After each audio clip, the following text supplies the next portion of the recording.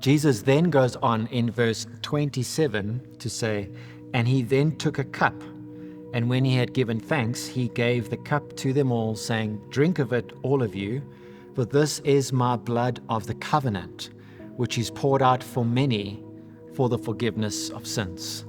Now that phrase, blood of the covenant, is a very unique phrase and only otherwise found in Exodus chapter 24, where Moses takes the blood of the atonement sacrifices and in a bit of a gruesome ceremony throws or pours some of that blood over the people in making covenant with them.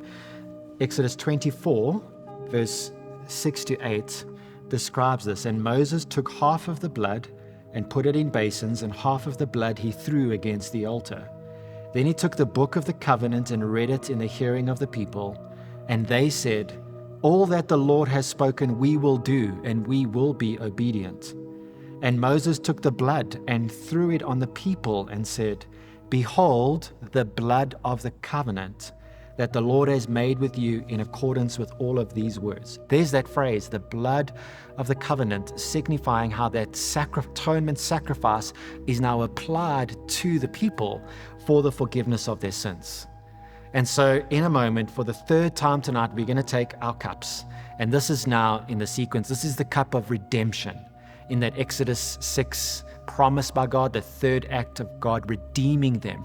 And the act of redemption speaks to a price that is paid in order to set a slave free, connected to what Jesus said about the ransom, his life being given as a ransom for many.